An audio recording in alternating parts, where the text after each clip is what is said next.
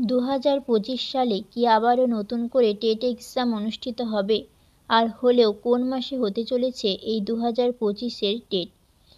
তো 2022 TET পাসদের interview notification সেটি কবে আসতে চলেছে, অর্থাৎ কোন মাসে এই ইন্টারভিউ নোটিফিকেশনের বিজ্ঞপ্তি জারি করা হবে এবং 2023 টেট পাসটা কি এই ইন্টারভিউতে অংশগ্রহণ করতে পারবে, এই নিয়ে আজ বেশ কিছু তথ্য জানা গিয়েছে, যেটি আজ এই ভিডিওর মাধ্যমে তোমাদের জানাবার চেষ্টা করব।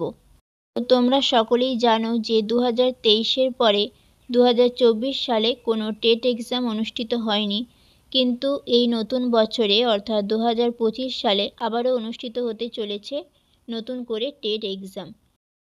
কিন্তু 2025 সালে টেট এক্সাম নেওয়া হলেও এখনও পর্যন্ত কোনো 2022 সালে যারা পাশ করে রয়েছে সেই সমস্ত টেট পাসদের জন্য এখনও কোনো ইন্টারভিউ নোটিফিকেশন কিন্তু এসে পৌঁছায়নি। তো সেই ইন্টারভিউ নোটিফিকেশন কবে আসবে, অর্থাৎ কোন মাসে আসতে চলেছে, সেটি সম্পর্কে এখনও কোনোরকম কোনো তথ্য কিন্তু আমরা পাইনি। যতদূর জানা যাচ্ছে যে ওবিসি মামলার জন্য এই ইন্টারভিউ নোটিফিকেশন বিজ্ঞপ্তিটি কিন্তু আটকে রয়েছে। পর্ষদ সূত্রে খবর যে যতদিন না এই ওবিসি মামলাটি শেষ হচ্ছে, ওবিসি মামলার নিষ্পত্তি না হওয়া পর্যন্ত ওনারা ইন্টারভিউ নোটিফিকেশন দিতে পারছেন না। তো আমরা সকলেই জানি যে 2026 সালে ভোট রয়েছে। তো সেক্ষেত্রে 2026 সালে কি তোমাদের নিয়োগ হবে, নাকি সে তার আগের মুহূর্তে অর্থাৎ ভোটের আগের মুহূর্তে ইন্টারভিউয়ের বিজ্ঞপ্তি জারি করা হবে?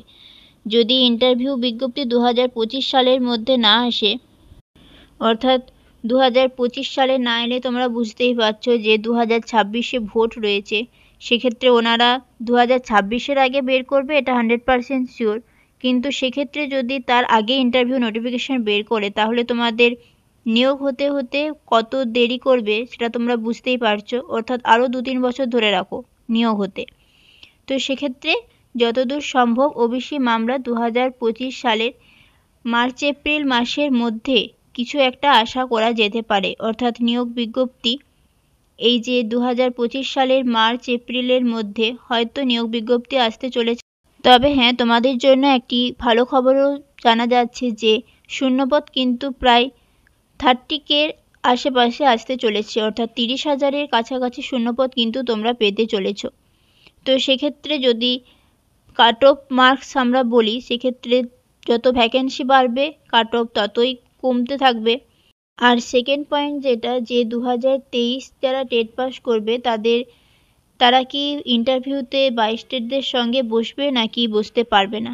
তো দেখো, 23 টেট পাসদের কিন্তু এখনও কোনো রকম যে অ্যান্সার কি বা রেজাল্ট সেটা কিন্তু এখনও পর্যন্ত পর্ষদ বের করেনি। তো এই নিয়ে কিন্তু বেশ কিছুটা চিন্তিত থাকা যাচ্ছে যে তারা একসঙ্গে ইন্টারভিউ দিতে পারবে বলে, কারণ 2022 টেট পাসদের জন্য ইন্টারভিউ নোটিফিকেশন কিন্তু পর্ষদ 2025 সালের মধ্যে ওনারা বের করবেনই। এবারে 2023-এর যে প্রশ্নভুল মামলা সেটি নিয়ে তো চলবেই, কারণ 2022-দের জন্য উনি বলছেন যে প্রশ্নভুল মামলা না মেটার জন্যই ওনারা এই ভ্যাকেন্সিটি বের করতে পারছেন না। তো সেক্ষেত্রে 2022-এর প্রশ্নভুল মিটে যাওয়ার পরেও কিন্তু 2023-এর টেটের যে প্রশ্নভুল সেটি নিয়ে আবার দীর্ঘদিন ধরে একটি মামলার প্রসেস চলবে। তো সেক্ষেত্রে এটি একটি চিন্তিত ব্যাপার যে 2022 এবং 2023 টেট পাস যারা রয়েছে তারা একসঙ্গে ইন্টারভিউ দিতে পারবে বলে। তো যদি 2023 টেট পাসটা ইন্টারভিউ দিতে না পারে, সেক্ষেত্রে 2022 টেট পাসদের জন্য একটি ভালো খবর, আবার 2023 টেট পাসটা সেক্ষেত্রে তাদের একটি খারাপ খবর বলা যেতে পারে।